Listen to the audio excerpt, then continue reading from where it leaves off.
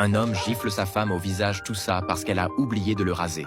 Tandis qu'il s'allonge, il continue de la maudire, totalement indifférent à la haine dans ses yeux. Elle a pris sa décision. Cependant, juste au moment où le rasoir touche son cou, une femme nommée Shug apparaît et l'arrête. Le mari ne peut que fixer sa femme avec incrédulité. Shug est la maîtresse du mari. Et après son installation, la vie de Sully commence à changer. Un jour, Shug trouve une lettre dans la boîte aux lettres de la sœur de Sully. C'est seulement alors que Sully apprend que sa sœur n'est pas morte après tout. Son mari lui cachait toutes les lettres qu'elle envoyait. Encore plus bouleversant, la nouvelle que ses 2 enfants, qui lui ont été enlevés à la naissance, sont vivants et en bonne santé, vivant avec sa sœur en Afrique. Pendant que le mari est sorti, les 2 femmes retournent à la maison et trouvent toute la cachette de lettres. Pour la première fois depuis des années, avoir des nouvelles de ses proches fait se sentir Sully vivante à nouveau. À table, quand Shug annonce qu'elle part, Sully se dresse enfin pour elle-même et dit qu'elle l'accompagne. Son mari se contente de rire, se moquant de son audace. Mais il ne s'attendait jamais à ce que la femme qu'il avait maltraitée toute sa vie